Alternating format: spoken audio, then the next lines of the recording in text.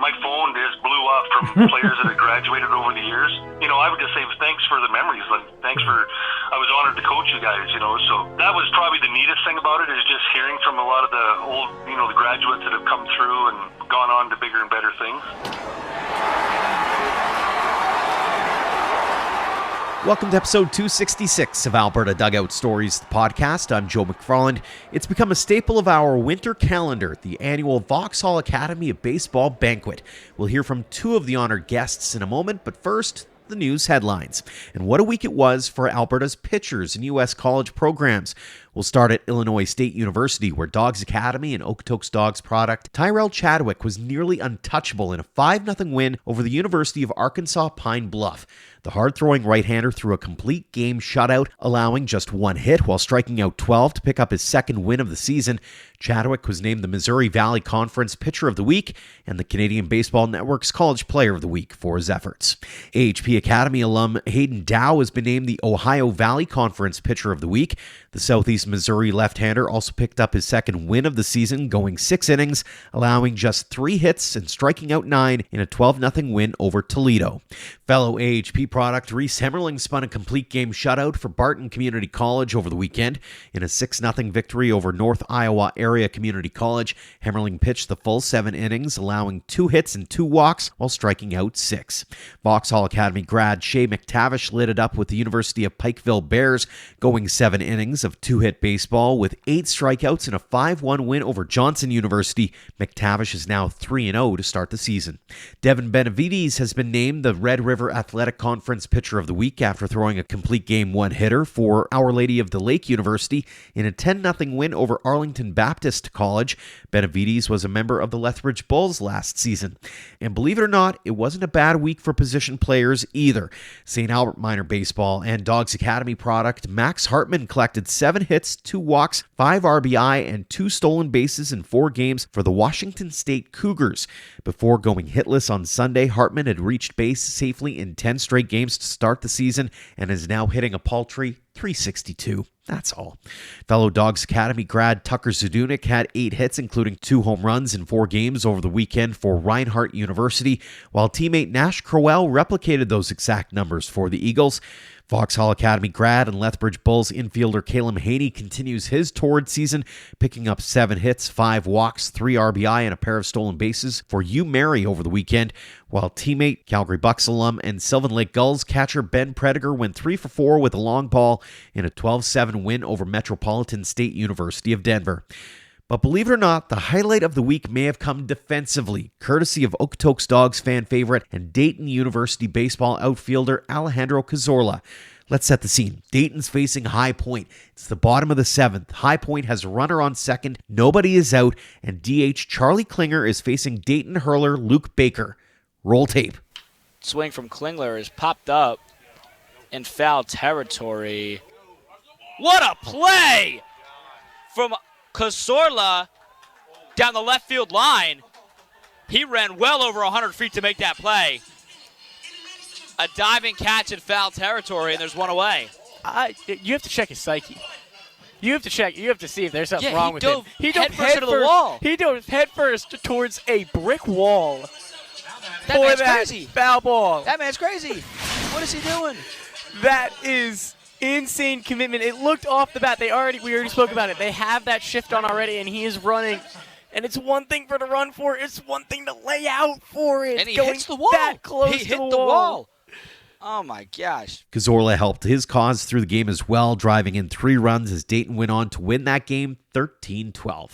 Needless to say, it's been a fun first few weeks of college baseball stateside as Albertans are making a difference in almost every corner. Now on to this week's guests, and we had originally planned to head south to Vauxhall Academy of Baseball for their annual banquet and awards last Saturday. Then I ended up catching yet another cold, and Mother Nature dumped a ton of snow on all of us, so we were basically rendered immobile to take in the celebrations. Fortunately, we have been able to catch up with a few of the honored guests from what was, by all accounts, another smashing success. A highlight of the night had to have been the honoring of 2 Wall of Excellence inductees. One is Bob Miller, who helped form the Southern Alberta Junior Baseball League and the Vauxhall Mixed Slow Pitch Tournament back in the day, coaching and volunteering at every turn and winning all kinds of awards along the way. He was also instrumental in the rebuild of Getz Stadium nearly 20 years ago. The other honored was Coach K, Jim Kotkas, who joined Vauxhall Academy in 2006 as a teacher and as a coach. His resume is nothing short of legendary, both as a coach and also as a player in the late 70s and through the 1980s, including time with Team Canada. Our Ian Wilson caught up with Coach K for this great, candid conversation. Jim, I want to get to the award that you received recently, but before we do that, I actually want to step in the Wayback Machine. Let's go all the way back. How did you get into baseball in the first place? Well, that's an interesting question. I grew up on a farm just outside of Lethbridge, and my dad had a sporting goods store in Lethbridge, and farmed when it was farming season. And in the winter, he would sell sports. Got tired of commuting, so we finally picked up the family. We all moved to Lethbridge. And I would have been probably 8 years old at the time. And then when I was 9, they figured, let's get into sports. And, we'd never played anything up to that point. So I went out for baseball. I played Little League, and I was with the team I was on was loaded with 12-year-olds. I was 9, and it was like had my lunch fed to me. It was not a fun experience. I was kind of just a little gopher boy, and I was like, oh no. So I ended up not playing. I finished that season, but begrudgingly. And then I went and played soccer when I was 10. Okay. And so I played a year of soccer, and I thought my baseball career was done. It wasn't, it was nothing special. I didn't really enjoy the time I was doing it. And then one day, one of the Little League coaches that saw me the year prior came to my house and sat down with me and my mom and dad and said that I am going to play baseball as an 11-year-old. Okay. So you got told what to do. His name was Stu Dow. He's passed away. Yeah. He was fairly young at the time, and he basically changed the path of my career, my life, because, just to hear him, I don't know what he saw. He saw something. I wish I could ask him, but he's not around anymore, or why he did that. Yeah. But he peaked something with my parents. He peaked something with me, and I was a couple years older and stronger, so I went out as an 11-year-old, because at that time it was 11 and 12-year-olds. Yeah. And we had a good team. We won the Prairies. We went to the Canadian Championship in Sherbrooke, Quebec. Had a great experience. And then as a 12-year-old, basically the same team, we won the Canadian Championship. And we went to Williamsport. And that's when everything just kind of took off. Baseball was cool. We had some great experiences. There was a kind of a core nucleus of guys that grew up together from that 11 on, that we played till we were 18, and we won 2 Montana state championships. One of the players played at Vanderbilt. One went to Grand Canyon. At one point there was 4 of us that were in the starting lineup for the senior national team, oh, wow. Team Canada, all from Lethbridge, off that team. So it's just a group of guys that we ate, slept, drank baseball, on our off days and whatever. We would just throw baseballs up into the street lights, and they would disappear, and try to find them coming back down. Kind of like, Sandlot. We just did stuff that was baseball related, and it was a cool experience growing up. And it was, I credit a lot of it just to this kind of 5 or 6 other guys that all had the same kind of thirst and passion for the game. That we all just kind of had tremendous, exciting, paths in the sport. Now, I have young kids, and I know that if I tell them, hey, you're going to do this, that isn't always an effective communication tactic. I'm not sure what that coach saw in you, and you mentioned that, but what do you think it was about that, getting approached about that piqued your interest and allowed you to get back into baseball at a fairly young age? I'm not sure if it was just it was pretty cool I didn't know the gentleman real well at the time. He didn't even coach me. Mm-hmm. He was another coach on another team, but my soccer experience wasn't great. It was the first time I ever got my name in the newspaper. I think I scored 2 goals, and they put me in the Lethbridge Herald as Kim Kotkas. I was all excited to see my name in the newspaper the first time in my life, and it went in as as Kim Kotkas say. But yeah, I can't really remember, but I think it was just, my parents kind of just said, hey, he saw something, that's kind of exciting, let's give it a chance. And, I don't think he guaranteed me anything as far as making all-star teams or, the only thing I can think of is I always had probably my arm strength was my strongest tool. Yeah. So he must have saw something, as a 9-year-old, just how I threw a baseball. Yeah. But everywhere I played, I'm not tooting my horn, but I had probably one of the stronger arms on any team I played. I was an outfielder, so I just had really good rotation and good carry on the baseball. Yeah. But, that's the only thing I could think of that would have separated me from all the other kids, for him to do that. Yeah. Looking at your international baseball experience, I was quite taken aback. I mean, your resume was pretty impressive, especially that wasn't a time, the 80s wasn't this era of being guaranteed spots or, I think Baseball Canada hadn't elevated to the level it is now. You were on the Canadian junior national team. You participated in the '88 Summer Olympics. And you're Jimmy Rattlesnake Award winner from Baseball Canada. Just a great resume there. Talk me through the international game and what that meant to you, both in terms of travel, seeing the world, but just some of the experiences along the way there. Well, it's funny you asked that. Because I went to junior college at College of Southern Idaho as a 17, 18, 19-year-old. And the coach there, I have tremendous respect for him, but he was a very, very demanding coach. And we won the Junior College World Series as a sophomore, and this would have been 1984, which we had no right winning. We just were so tough and mentally strong. Just the way that he made us, he approached just that dedication to everything that you do and do it right. And we won the national championship in '84, and there was a tryout for Team Canada for the '84 Olympics, and I went to the tryout, and I was short. They wanted a left-handed bat. They were looking for one left-handed bat, and I was short on it, and it was a right-handed bat. And they chose another kid from Lethbridge named Scott Maxwell, who ended up signing with the Blue Jays.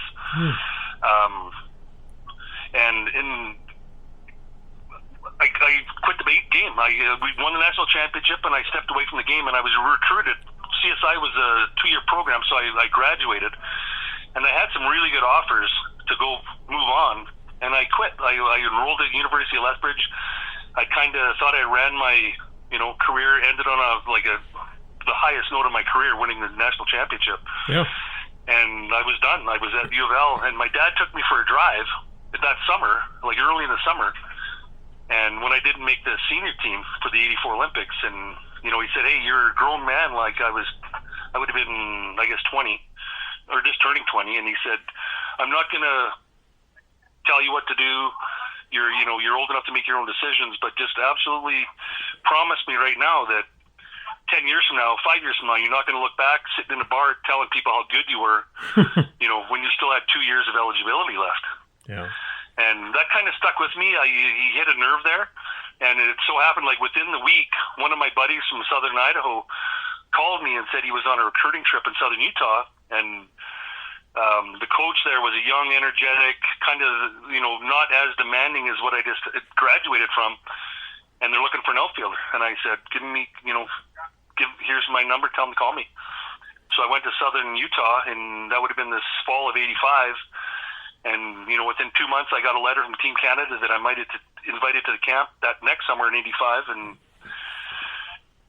it took off from there, so. And then I hadn't done anything really in the sport other than, 2 years of junior college, won the World Series.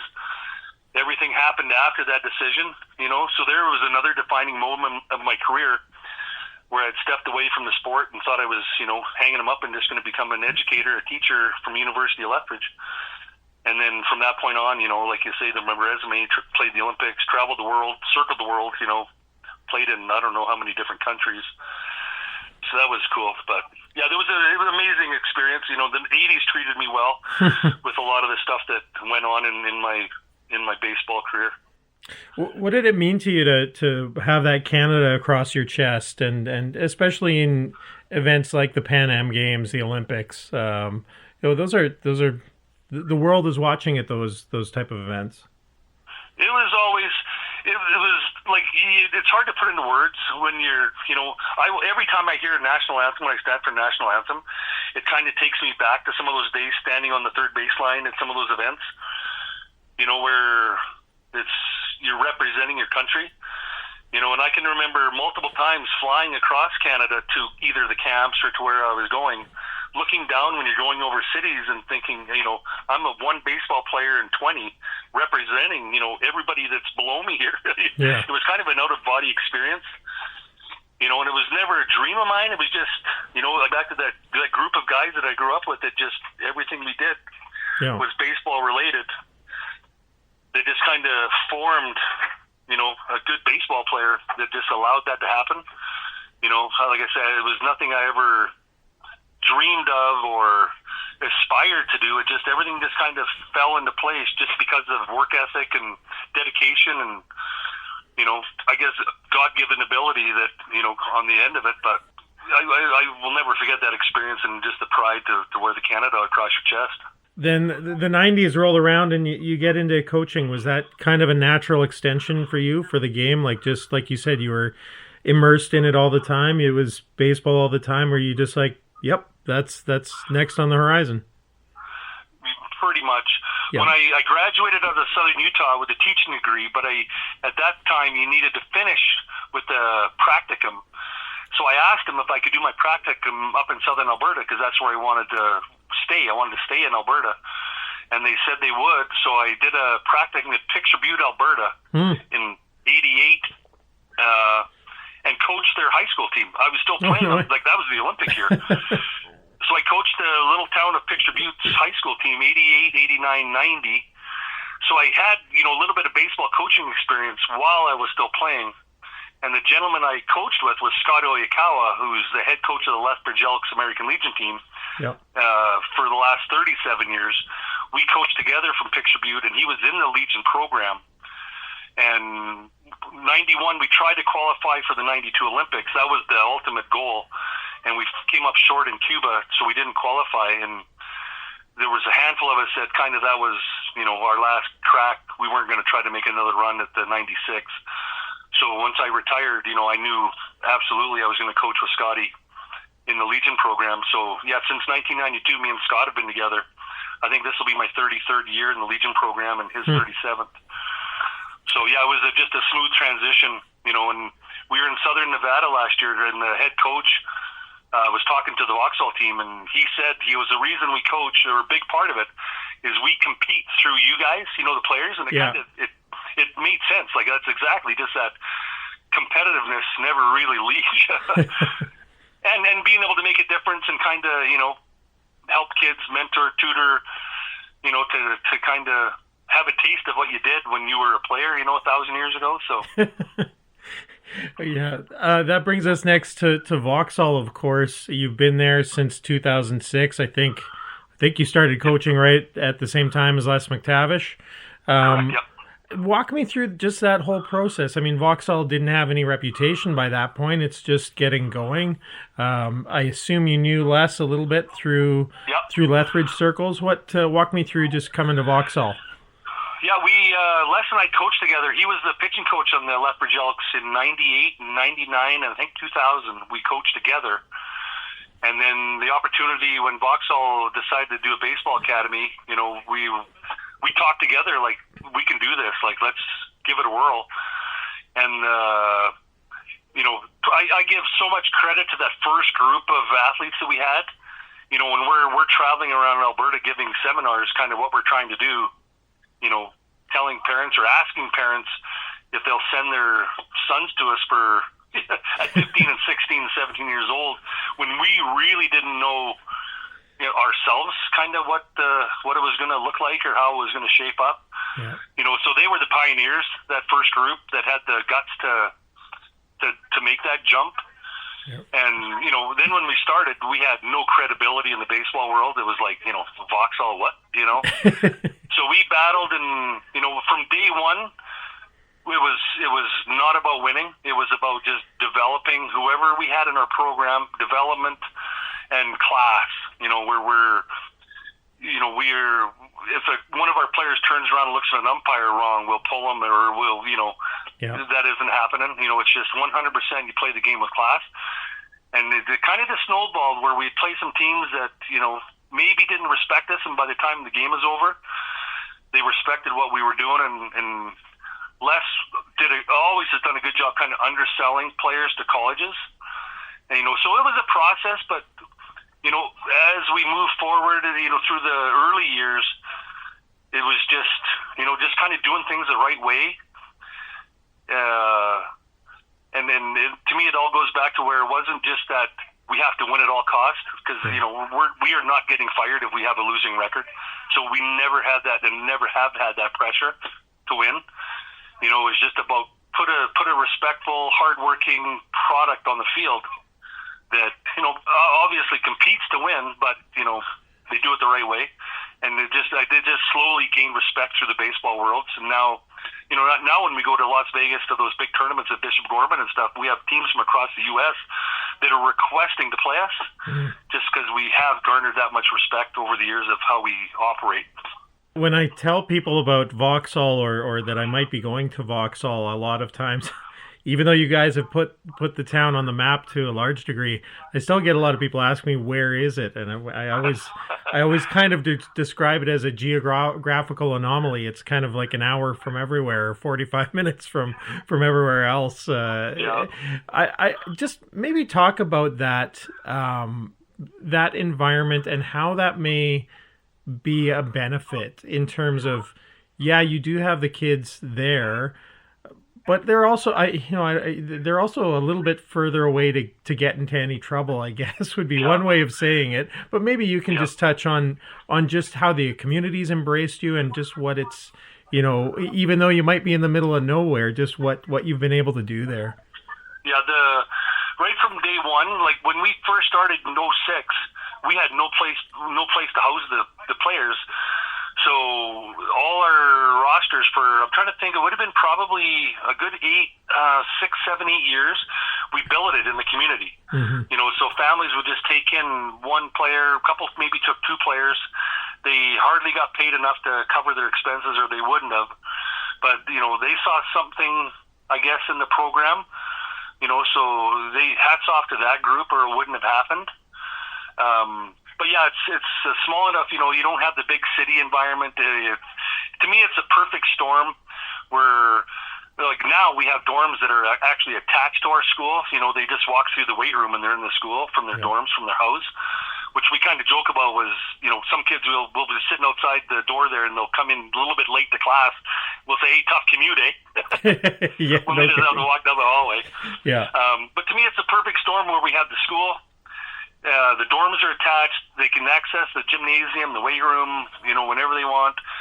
You walk right across the crosswalk on the street. Our ball diamond's there. Like, I'm sitting in the school right now, and I can throw a baseball into the stadium from right where I'm sitting. And then right behind the right field fence is our indoor complex. So it's just a perfect storm where you don't have to have a vehicle. You don't have to go through traffic. You don't have to, travel anywhere to get to the park or to work out, or it's all, you could, throw a stamp over everything for the kids to get better. And, that's where we're fortunate. We always, on the most part, have 22 athletes that are committed, and they're here for a reason, and we remind them, and that to me, that's one of the things that makes our program run, is they all come with goals to, number one, to get scholarshiped into the United States to play college baseball, with pro ambitions.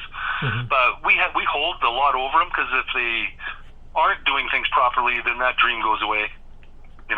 So we've never really had anything issues as far as, it's like I say, it's just a perfect storm of everything kind of just falling into place where it just works.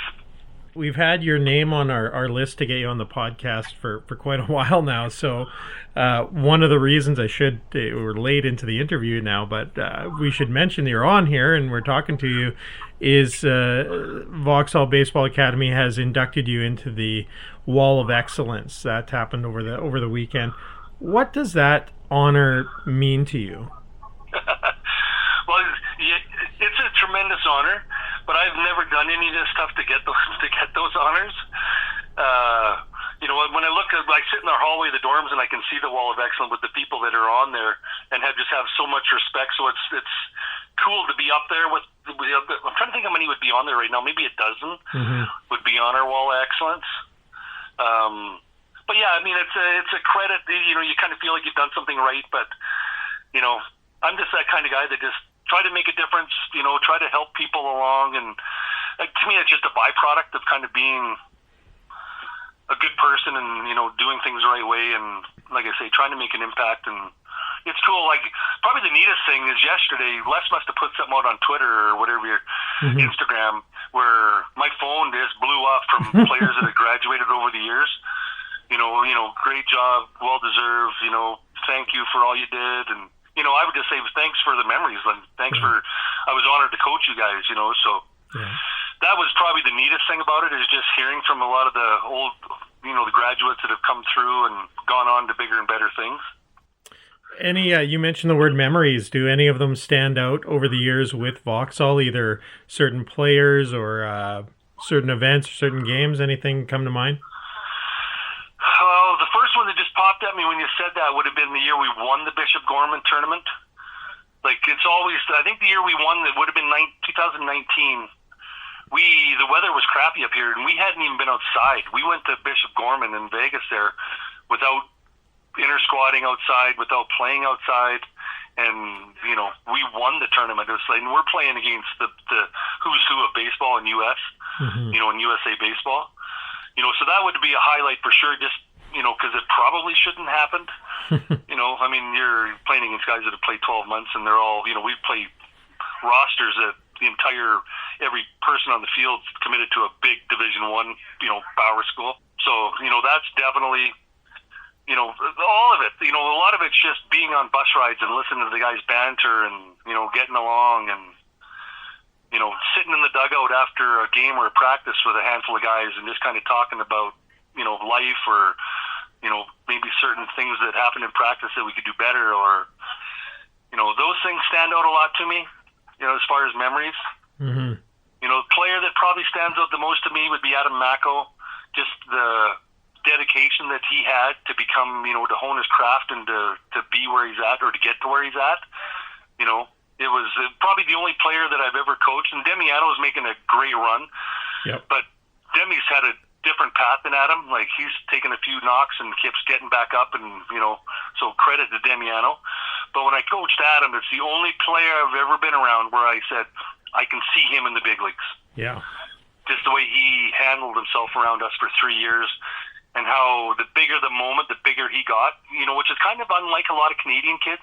And that's what I find here. You get kids that come to us and they, again, I don't want to toot the horn of the program, but they all of a sudden go from fairly average to maybe a bit above to like kind of an elite player, but their confidence or their mentality hasn't caught up to that. So sometimes you get, into a stadium where there might be 30, 40 scouts behind the grandstand or behind the home plate, and it gets a little daunting and intimidating. Where Mako, he got better, Yeah. So it's players that I've coached, there few have gotten better in the, and that saying, the bigger the moment, the bigger he got, was Adam Mako. Like, that's his statement for Adam, for sure. Well, I don't want to keep you. I know you've got teaching to do. You've got some baseball work to do as well. But I do want to leave you with the last question that we typically ask every guest on the podcast. That is, what does the game of baseball mean to you? That's a good question. It's basically, I am who I am because of baseball. Yeah. Everything that I've kind of learned is from, like I say, that coach I had at Southern Idaho, his name Jim Walker, Skip Walker.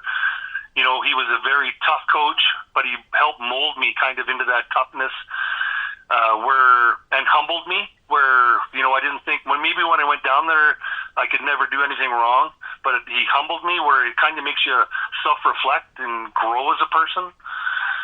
And that, I relate that to baseball, and just all the baseball is a game of failure, and you have to handle failure, So baseball, has shaped me to who I am 100%. throw away the stuff on my resume or where you played or what you did. Just the sport itself, just the nature of the sport, of how you'll never figure it out and you keep chasing that.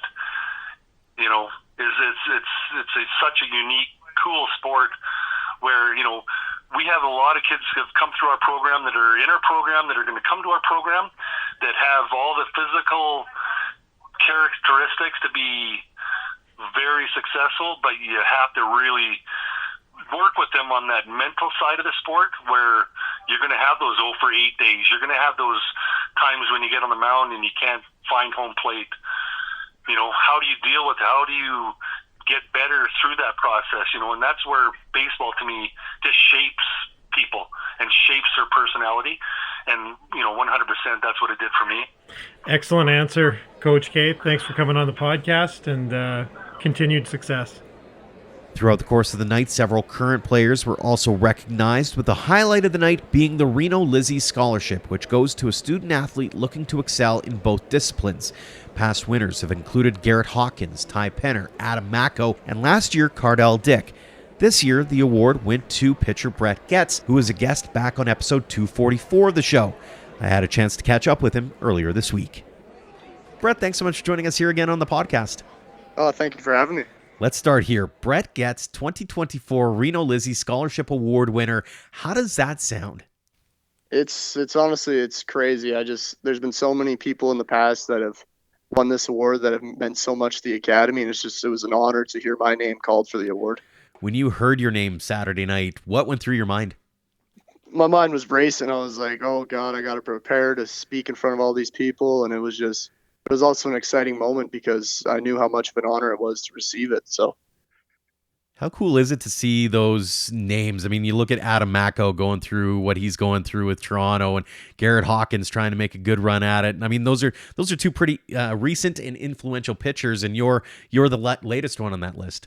Yep, Coach Mack will tell stories about those two all the time, and you just hear how good of people they were on and off the field. And it's like winning an award that both of them won is just meaning that I'm kind of on the right path and hoping to one day have stories told about me at this place. I know you'd won another scholarship last season, so how cool has it been to get those kinds of accolades at Vauxhall over the last couple of years here?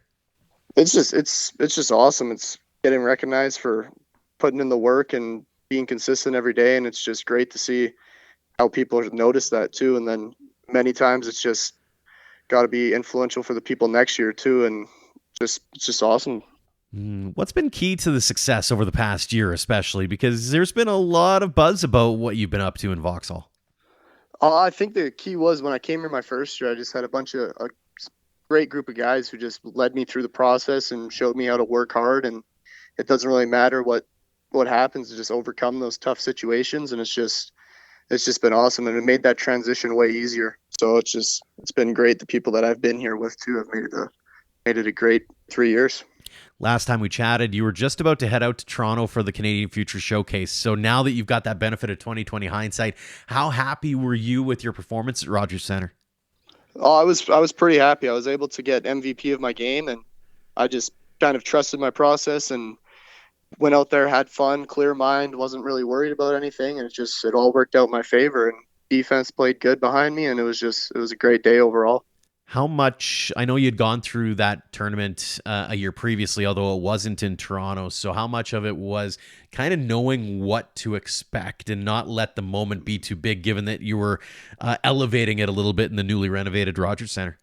Yeah, it meant a whole lot more just being in, because I've been told that is the best mound to pitch on in the big leagues. And it was just crazy that I was able to share that with so many players across Canada. And then watching games the week after that, they were already pitching on it in the major leagues, and it just made you a little nervous seeing all the empty seats behind you, and it was just made me think what it would be like pitching when that thing is packed. But it was just a great experience being at the Rogers Centre.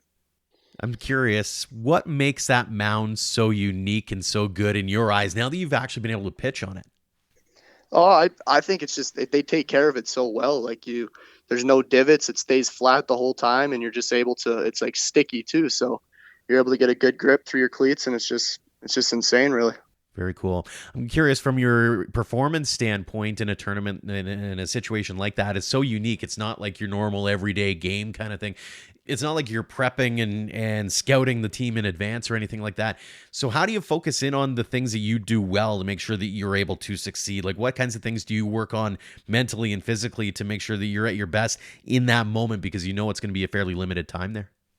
Well, my main thing was just to keep everything the same. Don't think that this moment is any bigger than just pitching here at Vauxhall. Just treat it the same. I did my stretches the night before. I did my whole warm up, the same thing. And just once I got out there, it was able to help me just adapt way quicker and be ready for that moment when I got up there. So it made the transition way easier when I stayed to my process. Mm. Albertans seem to take the showcase by storm. I mean, you were getting rave reviews. You had the game MVP in your game. Simon Baker takes home MVP of the tournament. Nathan Fluellen goes and wins the home run derby. I mean, it was pretty cool to look at from the outside, but from the inside, how cool was it to celebrate all that success with some fellow Albertans as well?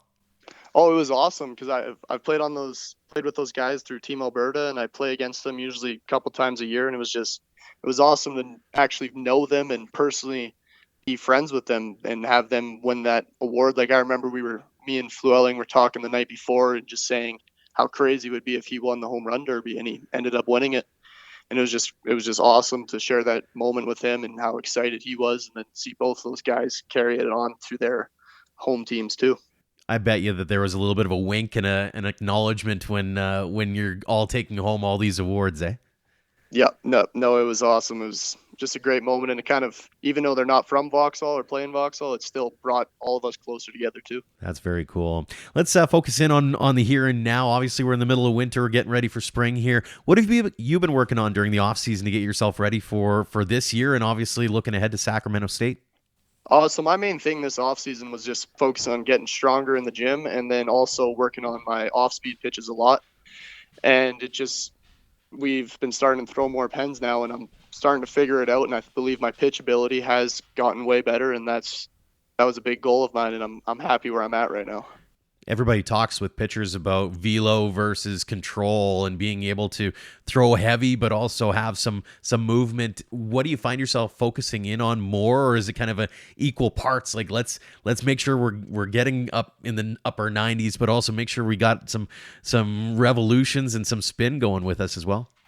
Well, big thing here is Coach Mack punches it to us that don't worry about velo. Velo doesn't really matter if you can't get guys out. So the major thing, I was a little focused on velo too much, and then that was bringing my competitiveness down on the mound, and my pitch ability was down, and I wasn't able to throw enough strikes. But now that I've kind of flushed velo out the window, I feel like it's helping me get better as a pitcher, and down the road if I do get jumped up in velo, then I'll still have that pitch ability, which is the big need right now. Mm-hmm. What's the spring look like for you? We obviously playing in Vauxhall still? Is it kind of tournament and same old, or what's your game plan for the spring?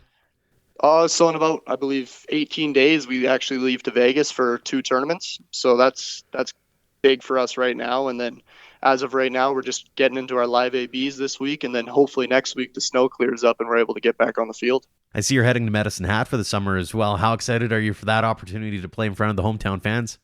Oh, I'm very excited because I grew up watching those games, and I remember when they won the Wick Bowl championship. It was one of the coolest experiences ever, and now I'm able to share the field, go on the field every day and play for the Mavericks, and it's just an honor to have everyone that I've grown up with come and watch me play there. Mm-hmm. Then it's off to Sac State in the fall. How stoked are you for that? Oh, I'm very excited. I'm able to go with a teammate of mine, so it's going to make the transition a little easier. And Sac State they're known for winning. They've won 30-plus games every year for the past, I don't even know how many seasons. But they're known for that, and I'm excited just to see how much I can grow as a player. How crazy is it to think that this is your final year at Vauxhall? Have you thought about, whether it's the Vegas trip or anything else, have you thought about, kind of soaking in those last moments and being where your feet are, so to speak? Yep. No, this has honestly been the quickest 3 years of my life, and it's been insane. And especially after Christmas break, that's usually when it goes in a blink of an eye. So I'm just taking it every day by day, and making sure I talk, no grumpy days here, just taking it all in with the guys and making sure that I don't leave here with any regrets. There's a lot of things that you're going to be doing in the next little while, but I'm curious, when you think ahead, do you have any goals or things that you want to accomplish or need to accomplish over the next year? There's not. I don't really have too many like goals right now, but I just want to be able to go into Sac State and compete for a pitching opportunities every day, and I'm hoping that when the time comes, I can prove why I should be there and all that. So I'm just kind of getting myself and my body prepared for next year, pretty much. Mm-hmm. Final question for you. I know I asked the usual one of you, feels like just yesterday, but a few months ago, and that is, what does the game of baseball mean to you? But I'm going to ask it in a kind of a different way, I suppose. Yeah. I want you to fill in the blank for me here. Baseball is blank. Baseball is basically my life. Everything revolves around it. Whether if I have a bad day at baseball, it's going to be a bad day in general, basically. But I'm starting to kind of let that, trying to leave whatever happens at baseball, and then carry on what happens in life at life. But baseball is just, it means so much to me right now, and I'm just absolutely loving it. And it's been a hell of a ride so far.